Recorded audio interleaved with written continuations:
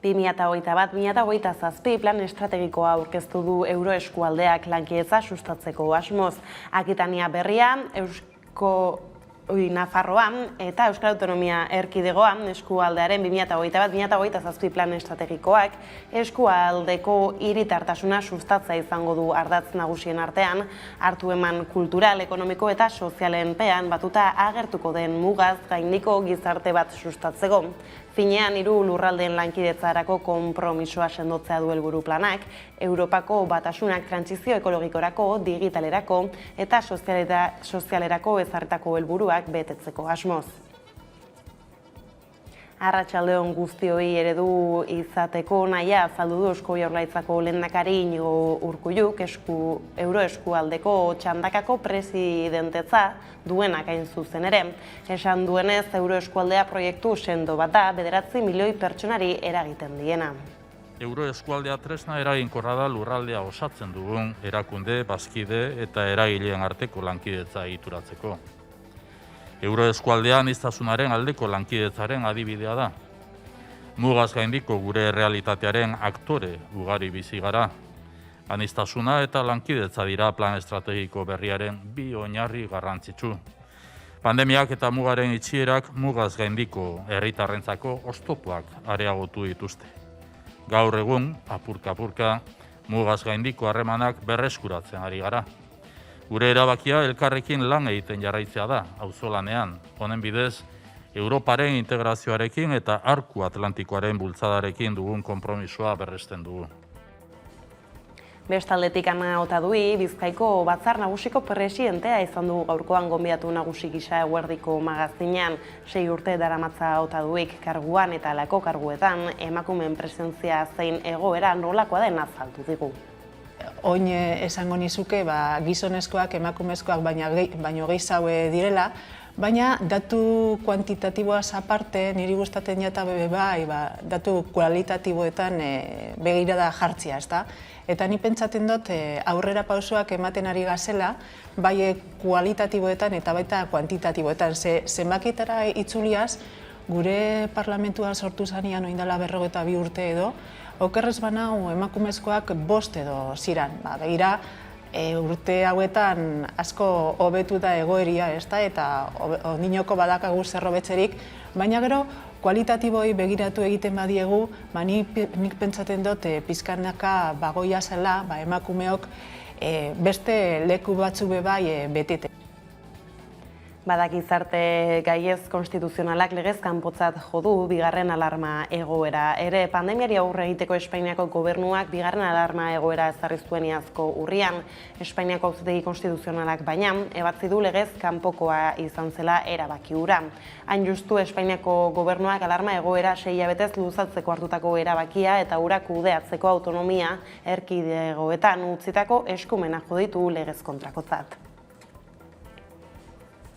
Lan esparruan berriz dela eta lab sindikatuak Euskal Autonomia Erkidegoko enplegu publikoaren legearen proiektuaren aurka agertu dira. Elaren iritziz, estatuko legediaren menpe egotea da arrazoia Euskal eremu propioari uko eginez. Era berean, labek Euskal Herrikoa den lege bat salbuetsi du 2022ko aurrekontuen legea eta izeta legea onartze bidean daudela sindikatuen iritziz une hau erabakigarria da. Hego Euskal Herriko 70.000 langile publikoentzat lege horiek zuzenean eragiten dietelako lanpostu publikoei. Lan esparrutik kulturara jauzi Amaia Merinoren eta Miguel Angel Llamasen Non dago Mikel film dokumentala Goya saria jasotzeko aurre lehiaketara igaro da. Zinema Akademiak 2022an dokumental onenaren Goya saria lortzeko lehiatzeko aurrez hautatutako 15 proiektuetako bat da aipaturiko lana. Galdera baten jiran eta galdera horren atzean dauden itzale eta ilun guztien bueltan osatu zuten Amaia Merino eta Miguel Angel Llamas zinemagileek Non dago Mikel dokumentala. Joan den Donostiako zinemaldian estreinatu zuten Zinemira saiean. 1985 urtean Mikel Zabaltzari gertatu zitzaiona kontatzen du dokumentalak. Guardia Zibilaketako militante batekin nahasi eta atxilotu egin zuen. Eta desagertuta eman zituen 20 egun. Desagerpenaren aurrean erantzun bila jo zuen gizarteak askotariko bertsioak baitzeuden gertatutakoaren inguruan. Bertsio ofizialaren arabera bere buruaz beste egin zuen gazteak Guardia Zibilari zulo baten berri ematera zioala. Bidasoa ibaian agertu zen Mikelen hilotza eta gertaera hark izugarrizko anabasa sortu zuen euskal gizartean protesta ugari eta eztanda sozial handiak eragin zituen. Eguneko lerroburuak hala, iritsi da eguneko bestelako albiste heltzeko unea CNIkuko egin dio 13 auzian parte hartu zuten agenteak identifikatzeari. Espainiako Auzitegi Nazionalak urriaren 4ko auto batean eskatu zion Guardia Zibilari 13 auziko auzipetuen atxiloketetan eta haiei atzemandako dokumentu informatikoen deskripzioan aritutako CNIko kideak identifika zitzala eta Guardia Zibilak Espainiako zerbitzu sekretuei eskatu zien hori bera segidan. CNI urriaren 7an eman zion erantzuna Guardia Zibilaren zuzendaritza nagusiari, ezezkoa. Defentsaren abokatuek egindako eskaera bat du abiapuntu Espainiako Auzitegi Nazionalak Guardia Zibilari egindako galdera kalere. Izan ere, defentsak uste du erabat beharrezkoa dela CNIko kideek 13 auziko epaiketan testigu gisa deklaratzea eta hori gertatu ahal izateko ahal zuen guztia egiteko eskatu zion Angela Murillo epaileari. Bestelakoan Egiari Zor Fundazioak azken 10 egunetan Espainiako estatuaren biktimek jasan dituzten irainak eta umilazioak salatu zituen atzo Donostian. Fundazioak gainera biktimen sufrimenduaren erantzule izandakoei eskatu zien egindako kaltea aitortzeko. Badaguerdiko magazinean Pilar Garaialde estatu terrorismoak hildako Pablo Garaialderen alaba eta Egiari Zor Fundazioko kideak deitoratu du estatuaren indarkeriaren inguruko hainbat berrien gaineko erantzun falta. Egia da, 10 egun hauetakoak azpimarratu genituela atzoko agerraldian, ez da? Baina atzetiken eta aspalditik datorren zerbait da. Badirudi edo bada, indarkeria neurtzeko garaian, segundan nondi datorrena den bi makil edo bi modu erabiltzen dira, ez da? Eta adibide bezala jarri genezake adibidez, orain dela hilabete bat edo sare herritarrak martxan jarri zuenen bizi guztirako kartzeleratzen aurkako kanpaina bat, hori nola kriminalizatu zen, ez da, eta zenbait sektore politikok nola ultraeskuindarren argudioak bere egin eta kanpaina hortan parte hartu zuen. Eta beste alde ikusten dugu, estatu terrorismoaren indarkeria esplizitu goratzen denean, sektore politiko instituzional horiek nola isildu egiten diren erabat, ezta? Eta gainera gertatzen da, deklarazio horien aurrean isiltzen direnean, nolabait estatuaren indarkeria legitimatzen ari direla. Era berean, Foro Sozial Iraunkorrak agerraldia izan du Eusko Legebiltzarreko Giza Eskubide Berdintasun eta Justizia batzordean eta Agus Hernan bozeramaileak ohartarazi du joan den astean nolabaiteko atzera pausoa egon dela, sumin eta krispazio jarretara. Hori ikusita lasai eztabaidatzea eta krispazioa utzita eraikitzea proposatu du Hernanek. Foro Sozialaren aburuz Euskal Herria Bilduren eta Sorturen ordezkariek biktimen minas esandakoak eta adierazpen horiek hasieran beste ordezkari politiko batzuen aldetik izan zuten harrera bide honean egindako urratsak izan ziren, baina horren ostean nolabaiteko atzera pausoa egon zen eta eztabaida publikoan tentsioak eta krispazioak gora egin zuten nabarmen. Hernanen iritziz horrelakoekin herritarrei helarazten zaien mezua da elkarrizketarako gaitasunik ez dagoela. Ostera, Euskal Presoen bueltan Auzitegi Nazionalak Euskal Presoen gradu progresioei edota kaleratze baimenei jartzen dizkien oztopoen berri eman dute Foro Sozialak eta Behatokiak Gasteizko Legebiltzarrean. Aurrera egiten segitzeko adostasunak eskatu dituzte, baina talde gehienek ez dute posizio garbirik hartu. Foro Sozialaren izenean hitz egin duten Teresa Todak sarreran aipatu duenez, pozgarria da ikustea urratsak eman dituela Gobernu Espainolak eta urratsak egin dituztela presoek ere, urruntza eta gainerako salbuespen politikak gainditzeko, baina presoak kaleratzea helburu izan behar duen bigarren faseari ekin behar zaion unean, bereziki kezkagarria den, joera agertu da Auzitegi Nazionalean, izan ere 3. gradua eskuratzeko edo kalera ateratzen hasteko orduan, bidea itxita aurkitzen duten entzutegi bereziaren 3 instantzien jarrera dela eta fiskaltza, zigor arloko aretoa eta espetxe zaintzako epaitegia. Euskal Gatazkaren bueltakoak hala eta ekonomia arlola iritsita, bada egunak utzi duen bestelako albistera. Beatriz Artolazabal sailburuak Europako funtsen esku aldatzea sinatu du, Jone Belarra gizarte eskubideen eta 2030 agendaren ministroarekin. Hitzarmenak 116 milioi euroko ekarpena jasotzen du 3 urtean gizarte politikekin lotutako 17 proiektu garatzeko. Eusko Jaurlaritzak berdintasun, justizia eta gizarte politiketako sailaren bidez bultzatutako gizarte politikek 116 milioi euro jaso dituzte berreskuratze eta erresilentziarako mekanismotik datozen Europako funtsetatik. Eusko Jaurlaritzaren eta Espainiako gobernuaren arteko akordio hori erakundeen arteko lankidetza lanaren emaitza da. Akordioa gaur goizean sinatu da Eusko Jaurlaritzak Gasteizen duen egoitzan, eta bertan izan dira Jone Belarra Espainiako gobernuko gizarte eskubideen eta agendaren ministroa eta Beatriz Artolazabal sailburua. Diru horrekin 17 proiektutan indartu ahal izan dira ekintzak datozen 3 urteetan.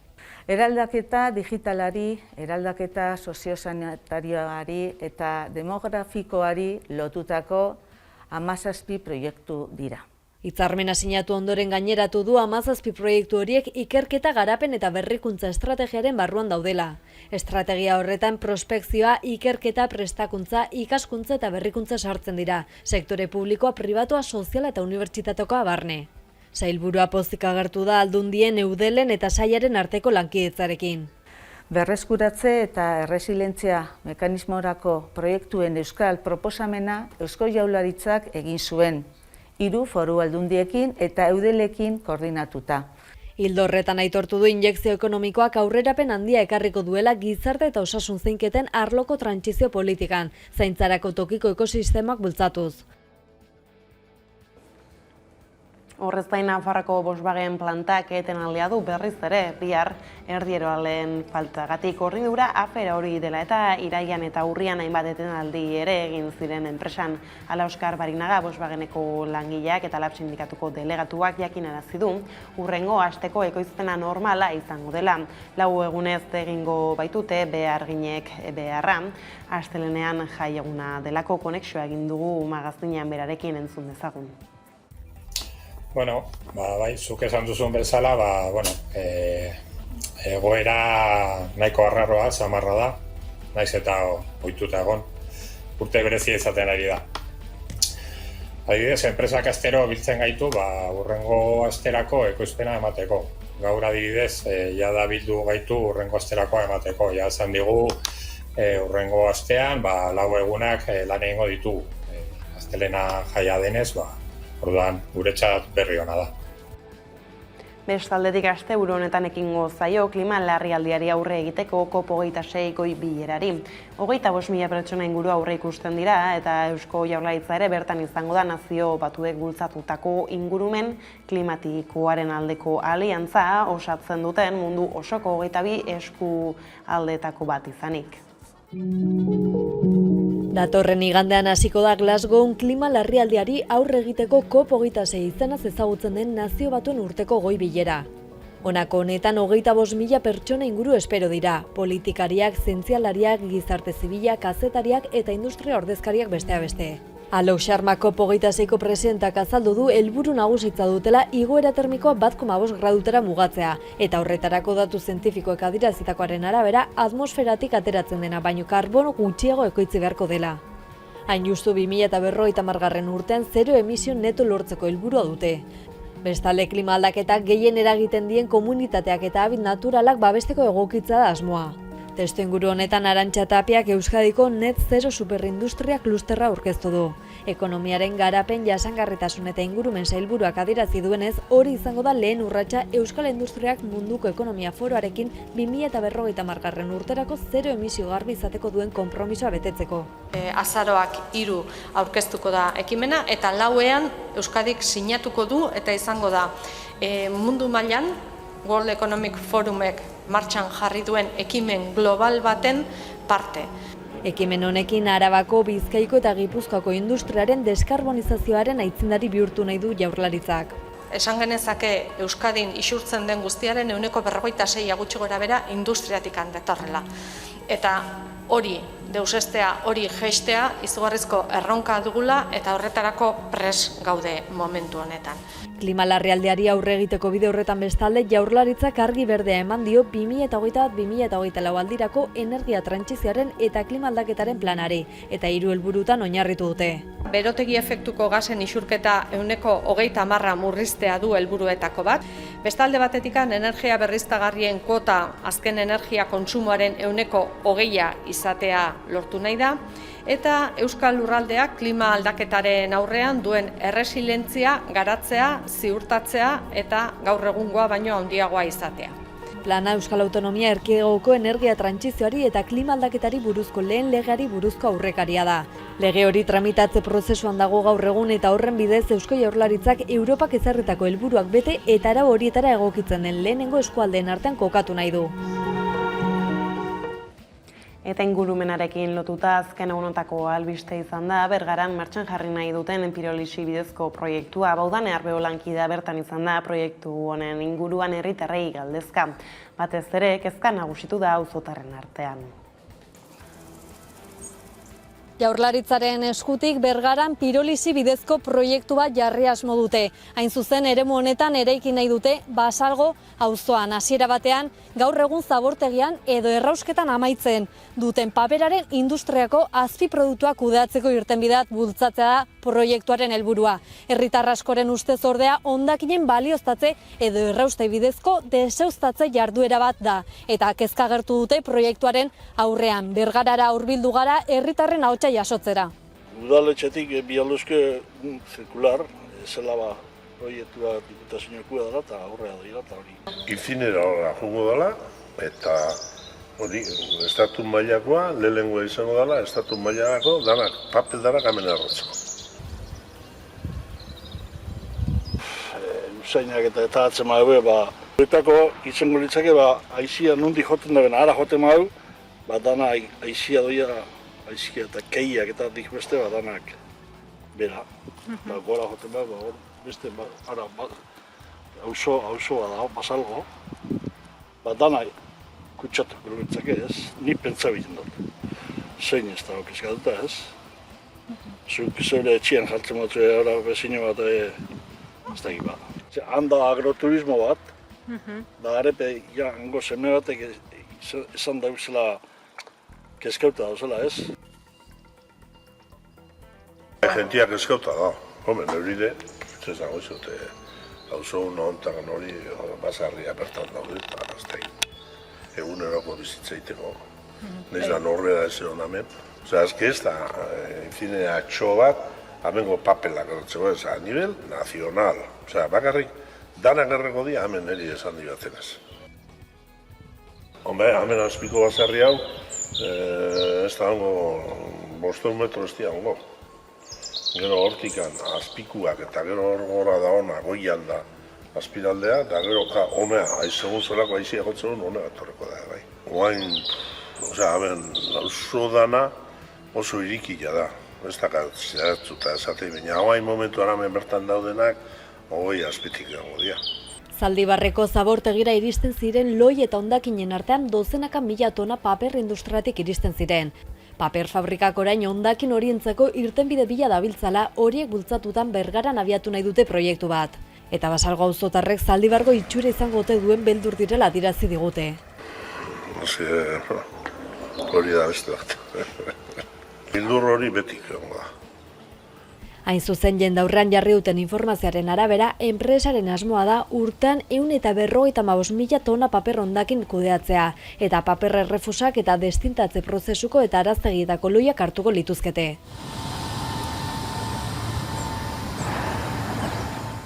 Gaiz aldatuta eta Bilbora jauzi eginda Bilboko udalak eta Bilboko euskaltegi sareak aurrera eramaten duen Darabilbo egitasmoan jarriko dugu arreta. Bilboko aisialdia euskaraz izan dadin sortu zen proiektua eta gaur kosmetika sendabelarrekin tailerra antolatu dute eta bertan izan da 11 telebistako lantaldea. Aitor Arkoteri Darabilbo programako arduradunak azaroko agendaren berri eman digu entzun dezagun.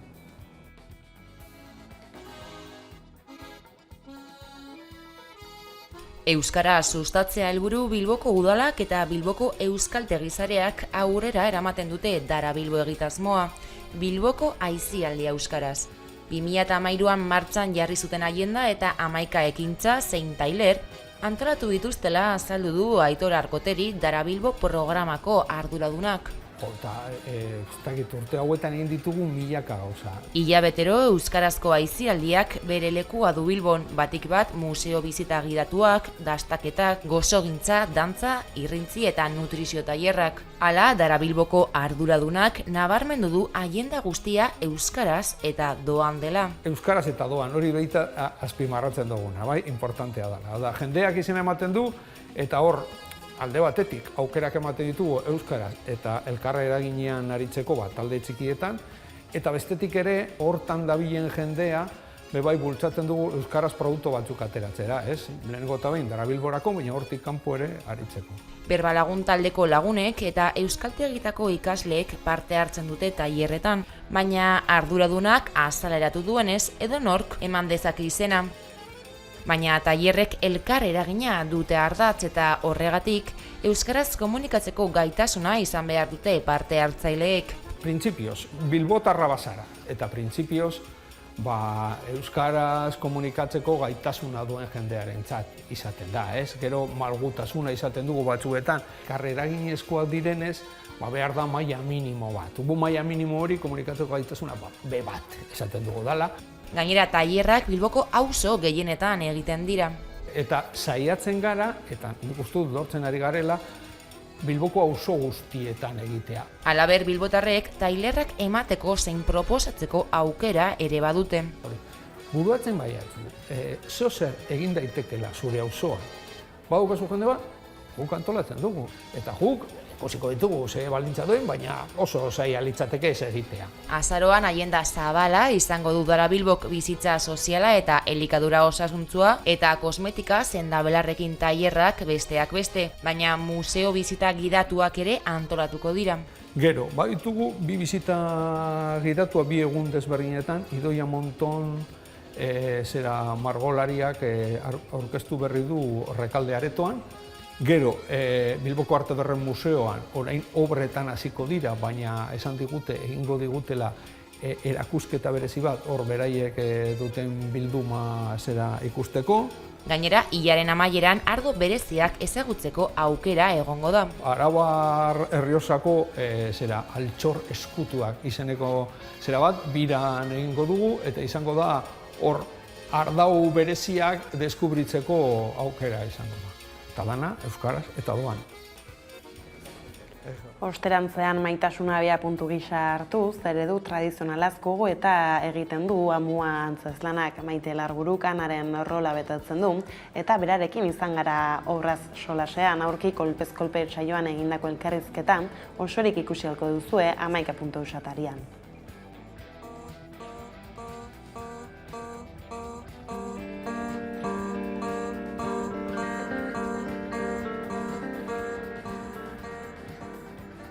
Batzuek esaten dute gauzak gertatu baino bilatu egiten dirala, edo topatu, ez dakit. Esan dezun bezala eremu batean zabiltzanean, zu ere eremu bat izaki, bertatik, zu lekuetatik pasatzen zaren bezala, zu gandik pasatzen dira besteak. Eta gauza asko pasatzen dira. Kontua da, erne egotea. Eta hori gertatzen denean, zer gauzekin topatzen zara inoiz espero etzen dituenak. Kasu hontan izan da, oraingo hontan izan da antzerkia. gerturatu zaizkit Fuchstarrak eta eskaini didate antzeslan batean parte hartzea. Egia esan, gaizki ulertu bat ere izan zen guzti honen hasiera, ze nik hasiera batean noski beraiek amua jaurti zidaten eta nik oske egin nion esan zidaten musika egingo ote nuen maitasunaren inguruan ibiliko zen antzeslan batean. Eta aktore ere izango nintzala, baina nik ulertu nuena izan zen, musika egingo dut, maitasuna du gai, niretzat hori sekulako beita da eta koska egin nion, eta esaldi batzuk botako ditut antzeslanean, noiz behinka hor dagoen musikari batek parte hartuko du antzeslan batean. Baina denborarekin hartu nintzen, antzeslaneko protagonistaren papera nik egin behar nuela.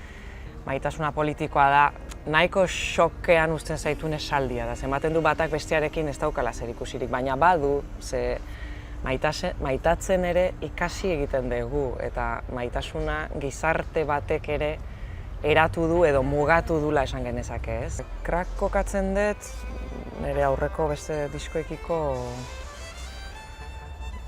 leku nahiko eroso batian esango nuke. Crack handi bat gertatu danez, nire musikagintza jarduera erabat aldatu da. Izan da, erabateko haustura, kilometro zeroan nabilela lanean, batetik antzerkiarekin, inoiz egin ez dudan zerbait, eta bestetik nire kantugintza bihurtu dela pixkat, edo denbora neukala nire kantugintzari eskaintzeko. Beraz, disko hau horrela sortu da, denbora gehiago eukidet horretarako, horrek erosotasuna eman dit, baina beste alde batetik, inoiz bizi ez, edo azken 20 urtetan bizi izan ez naizen bezala bizi naiz orain.